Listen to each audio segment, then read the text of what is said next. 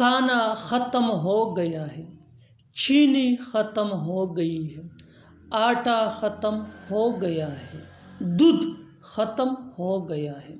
इन जुमलों में हम बोल रहे हैं ख़त्म होना। इसके लिए आपको यूज़ करना होगा इंग्लिश में run out. Run out mean ख़त्म होना। आइए कंप्लीट स्ट्रक्चर समझते हैं। Subject plus helping verb plus run out plus other words. आगे डिटेल से समझाता हूँ मिसालों से। Let's see some example for better understanding. खाना ख़त्म हो गया है, खाना ख़त्म हो गया है। The food has run out, the food has run out. दूध ख़त्म हो गया है, milk has run out, milk has run out.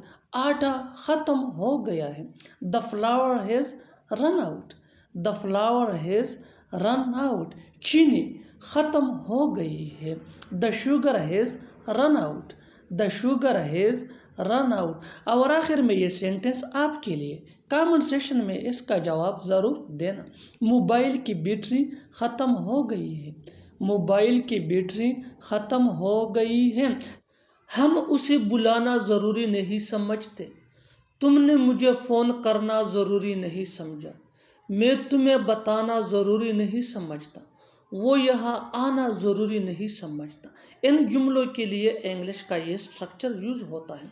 Subject plus do या डज या डिड। डू ये आई वी दे या प्लूरल नेम के साथ यूज होता है, जबकि डज ये ही शी इट या सिंगुलर नेम के साथ यूज होता है, और डिड ये सिंपल पास्ट टेंस में यूज होता है।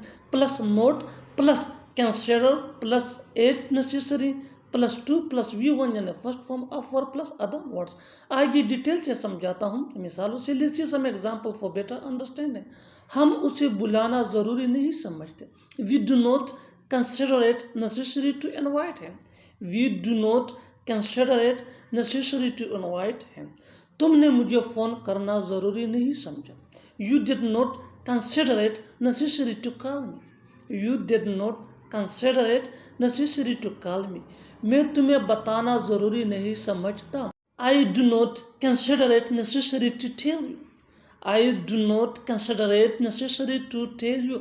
वो यहाँ आना ज़रूरी नहीं समझता, he does not consider it necessary to come here, he does not consider it necessary to come here. और आखिर में ये सेंटेंस आपके लिए, कमेंट सेक्शन में इसका जवाब ज़रूर देना। वो वहाँ जाना ज़रूरी नहीं समझता, अगर तुम्हें आना हो तो मुझे बता देना, जब तुम फ्री हो तो मुझे बता देना, अगर वो तुम्हें पसंद है तो मुझे बता देना, अगर आपको कोई मदद चाहिए हो तो मुझे बता देना। इन जुमलों में हम बोल रहे हैं मुझे बता देना। इसके लिए आपको यूज़ करना होगा इंग्लिश में late me no. Late me no mean मुझे बता देना। आइए कंप्लीट स्ट्रक्चर समझते हैं। Late me no plus sentence. आगे डिटेल से समझाता हूँ मिसालों से।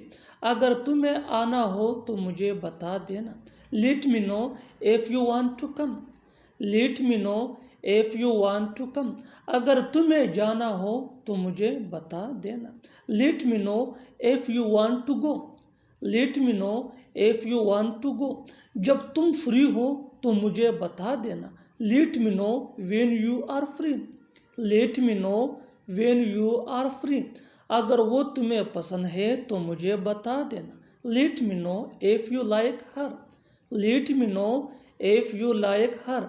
अगर आपको कोई मदद चाहिए हो तो मुझे बता देना, let me know if you need any help, late me know if you need any help.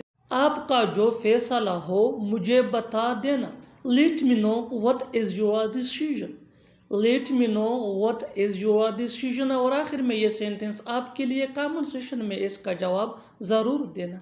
ऐसे कैसे यूज़ करना है मुझे बता देना, ऐसे कैसे यूज़ करना है मुझे बता देना। सब ये किसका घर है, ये किसका नंबर है, ये किसका किताब है, ये किसका कार है। इन जुमलों में हम बोल रहे हैं किसका। इसके लिए आपको यूज़ करना होगा इंग्लिश में हुज। हुज मीन किसका। आइए कंप्लीट स्ट्रक्चर समझते हैं। इस फार्मूले को समझने के बाद आप भी ऐसे जुमले बासानी इंग्लिश में बोलने के काबिल हो जाएंगे। After learning this advanced English sentence structure, you will be able to speak such a sentences in your day-to-day conversation. So, watch this video to end. Have a look. Complete structure. Whose plus noun plus is this plus question mark. आज ये detail से समझाता हूँ मिसालों से। Let's see some example for better understanding. ये किसका घर है? Whose home is this? Whose home is this? Whose ये हमारा फार्मूला है, that mean किसका। Whom ये नाउन है। Next example for better understanding, ये किसका नंबर है? Whose number is this? Whose number is this? ये किसका किताब है? Whose book is this? Whose book is this? अच्छी तरह समझने के लिए कुछ और मिसालें लेते हैं। Let's see some more example for better understanding. As much as you practice, as soon as you gain influence, so practice is very important for spoken English. Next example, ये किसका है? ये किसका है? Whose is this? Whose is this? ये किसका भाई है? Whose brother is this? Whose brother is this? ये किसका मोबाइल है? Whose mobile is this? Whose mobile is this? और आखिर में ये सेंटेंस आपके लिए कमेंट सेक्शन में इसका जवाब ज़रूर देना। Keep this point in your mind that advanced English sentence structure is very important for spoken English that can take you from basic to advanced level. So learn and practice this advanced English sentence structure as much as possible so that you can gain fluency that can improve your spoken language. ये किसका cycle है? तो क्या तुमने उसे बताया? तो क्या वो आया? तो क्या तुमने उसे मारा? तो क्या वो घर गया? इन जुमलों में हम बोल रहे हैं तो क्या। इसके लिए आपको यूज़ करना होगा इंग्लिश में so did. So did mean तो क्या। आइए कंप्लीट स्ट्रक्चर समझते हैं। इस फार्मूले को समझने के बाद आप भी ऐसी जुमले बासानी इंग्लिश में बोलने के काबिल हो जाएंगे। After learning this advance English sentence structure you will be able to speak such a sentences in your day to day conversation. So watch this video to end have a look complete structure. So did plus subject plus V1 यानी first form of verb plus other verb plus question mark. आगे detail से समझाता हूँ मिसालों से। Let's see some example for better understanding. तो क्या तुमने उसे बताया? तो क्या तुमने उसे बताया? So did you tell him? So did you tell him? तो क्या वो आया? So did he come? So did he come? तो क्या तुमने उसे मारा? So did you beat him? So did you beat him? अच्छी तरह समझने के लिए कुछ और मिसालें लेते हैं। Let's see some example for better understanding. As much as you practice, as soon as you gain influence, so practice is very important for spoken English. तो क्या वो घर गया? So did he go home? So did he go home? So did ये हमारा formula है, that mean तो क्या।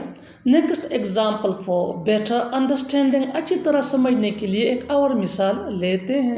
तो क्या उसने चावल पकाई?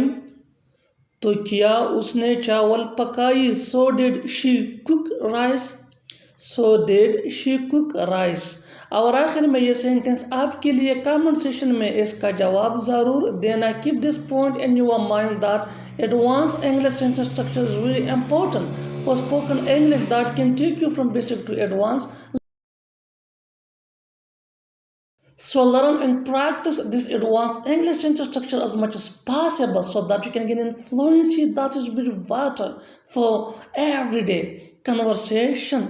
तो किया उसने कमरा साफ किया, तो किया उसने कमरा साफ किया. Subscribe English PS for more advanced English sentence structure. Thanks मानना.